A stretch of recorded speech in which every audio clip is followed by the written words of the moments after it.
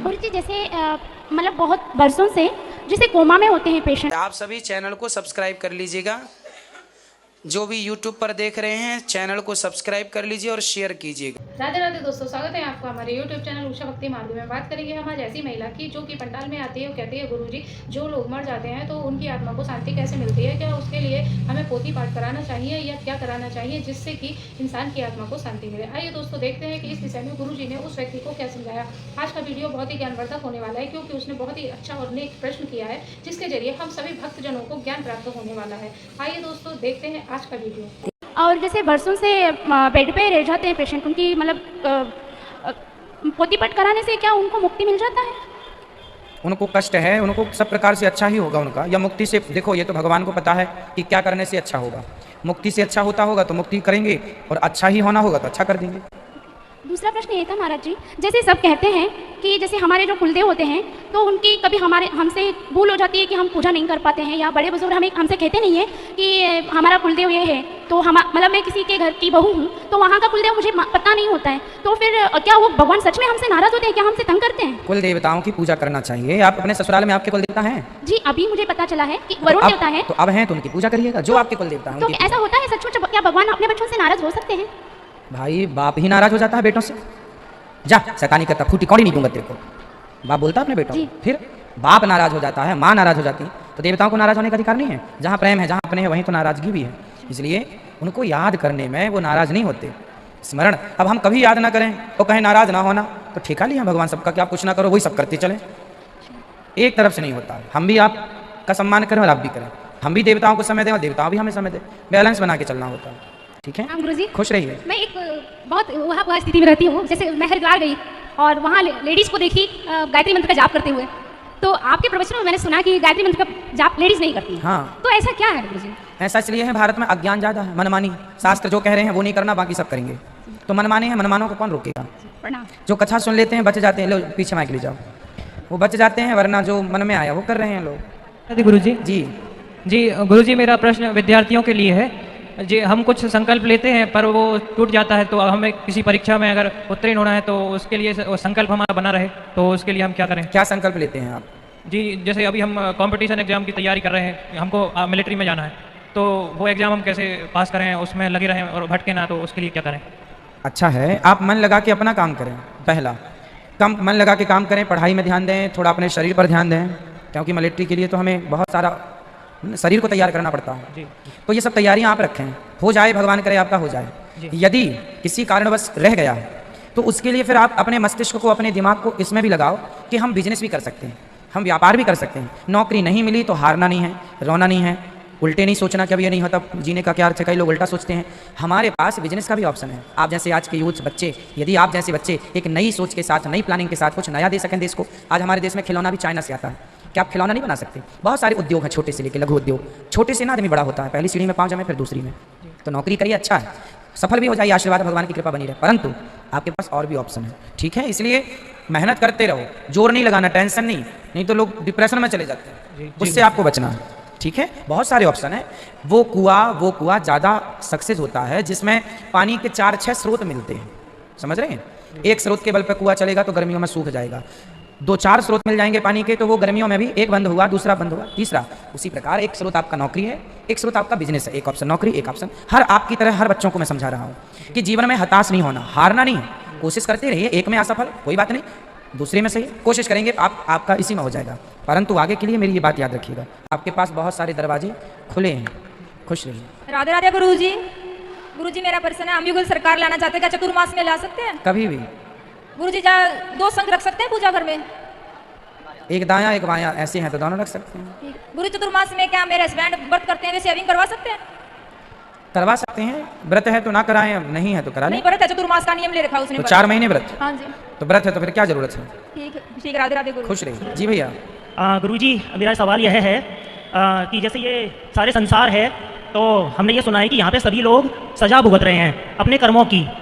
तो किसी व्यक्ति के साथ में अगर कुछ बुरा हो रहा है तो वो अपनी सजा भुगत रहा है, तो लेकिन हम लोग कहते हैं कि हमें पुण्य करना चाहिए या एक व्यक्ति की मदद करनी चाहिए जितना हमसे हो सके। तो लेकिन वो व्यक्ति को सजा मिल रही है, तो अगर हम उस व्यक्ति की मदद कर रहे हैं तो क्या हम उस ईश्वर के मतलब एक दंड में हस्तक्षेप नहीं कर रहे क्या ऐसा करके? क्योंकि उसके साथ जो भी कुछ हो रहा है वो उसकी एक सज़ा है। तो जैसे कोई जेल में है तो उसको सूखी रोटी ही मिलेगी, और अगर हम उसको जा करके मदद करें, उसको मतलब बहुत अच्छा भोजन दें या बहुत अच्छी ज़िंदगी दें। ठीक है, समझ गए हम आपकी बात को। बात ऐसी है कि इस संसार में हर व्यक्ति अपने कर्मों का दंड भोगता है, अच्छे का अच्छा और बुरे का बुरा। पर आप यहाँ हमसे बात कर रहे हैं, स्वस्थ हैं, सुखी हैं, आप अभी क्या भोग रहे हैं? कुछ भी नहीं। आपको अभी कोई दिक्कत है? नहीं। शारीरिक दिक्कत है? नहीं। मानसिक है? नहीं। आप सुखी हैं।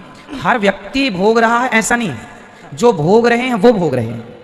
तो हम जो अच्छे हैं, आप अच्छे हैं, हम अच्छे हैं, स्वस्थ हैं, हम बीमार भी हैं, तो क्या हमें ईश्वर ने बुद्धि दी है, दया इसलिए भरी है इंसानों के अंदर।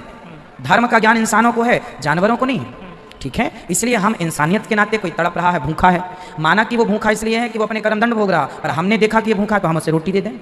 वो तो जो पाप पुण्य किया वो भोगे, पर हम सहयोग करें क्योंकि हमारे अंदर दया है, हमें धर्म का भी ज्ञान दिया है, तो हम हेल्प करें लोगों की। यदि आपकी तरह सब सोचने लग जाएं तो फिर तो कोई किसी की मदद ना करे। मगर गुरुजी वो फिर उसका दंड मिला हुआ है। कोई दंड नहीं है, वो उसका दंड, वो भगवान, कुछ चीज़ें चाबियां भगवान के पास हैं।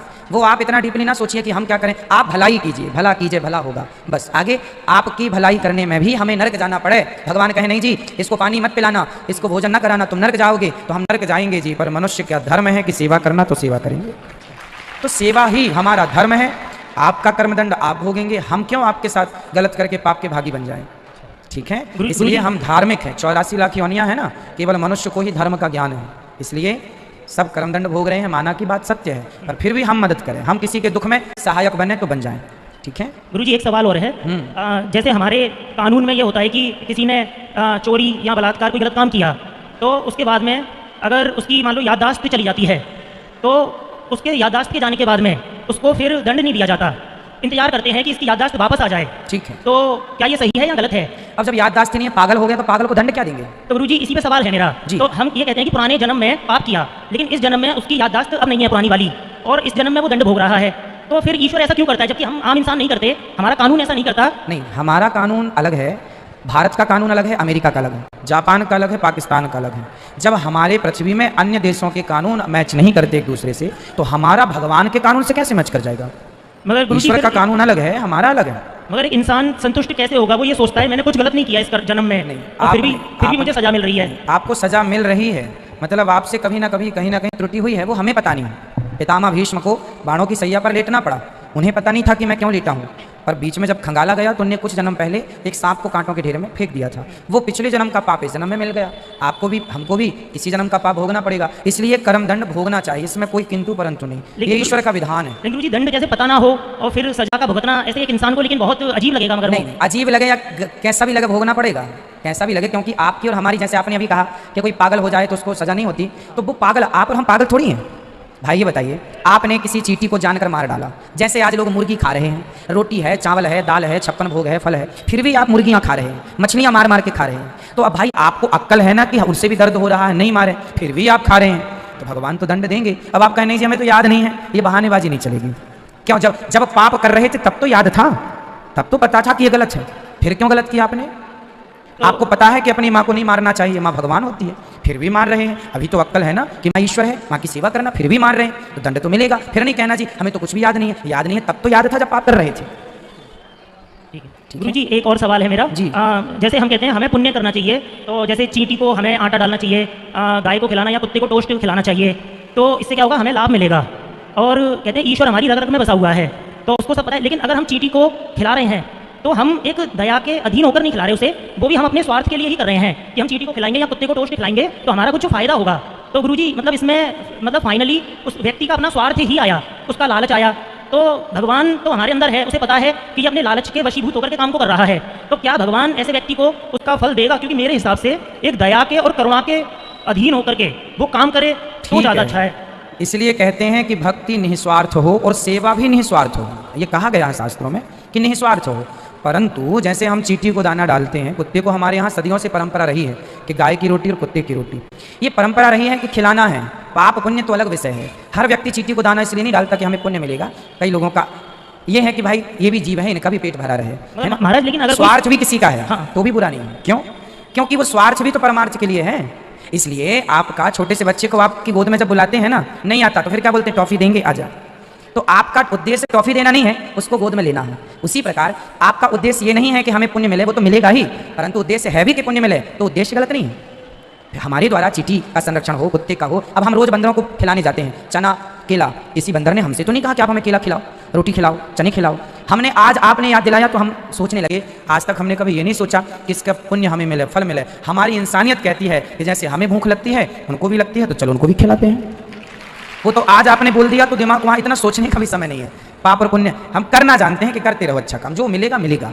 तो सब नहीं सोचते। आपका प्रश्न जायज है, उचित है, पर फिर भी स्वार्थ के, अच्छा चलो मैं स्वार्थ से करूं कि बंदरों को खिलाऊंगा मुझे पुण्य मिलेगा, इस स्वार्थ से भी खिलाऊं तो क्या मैं गलत कर रहा हूं? फिर भी तो लाभ बंदरों का ही है, तो कोई बात नहीं। स्वार्थ भी यदि जायज है तो वो स्वार्थ गलत नहीं है। तो देखा दोस्तों, आज की वीडियो आपने पूरी देखी और सुनी। जैसे कि उस व्यक्ति ने कहा कि गुरुजी कोई व्यक्ति मर जाता है तो उसके लिए हमें क्या कराना चाहिए। उस विषय पे गुरुजी ने यही समझाया कि अगर आपका मन है तो आप जो है भागवत जी करा सकते हैं। भागवत जी वो है जो कि किसी को भी, कि हमारे जो जितने पूर्वजन हैं अगर पोथी पाठ कराते हैं और जो हम गीता भागवत कराते हैं, उन लोगों के नाम से जो मृत्यु लोक में पहुँचे हुए हैं, तो उनसे उनको जो है वो लोग धरती पर से जो है जो इधर उधर भटकते हुए हैं वो तर जाते हैं और उनकी आत्मा को शांति मिलती है। तो जिससे हमें गीता पोथी पाठ करा लेना चाहिए। दोस्तों, आपकी क्या राय है? आपको आज की वीडियो से क्या ज्ञान प्राप्त हुआ? जो भी आप हमें कमेंट बॉक्स में कमेंट करके बता सकते हैं। और हाँ, अगर आपने अभी तक हमारे चैनल को सब्सक्राइब नहीं किया है तो आप हमारे चैनल को सब्सक्राइब कर लें। हमारी वीडियो को ज़्यादा से ज़्यादा लाइक और शेयर करें। कमेंट बॉक्स में राधे राधे लिखना न भूलें। मिलेंगे ऐसे ही किसी अन्य वीडियो के साथ, तब तक के लिए राधे राधे।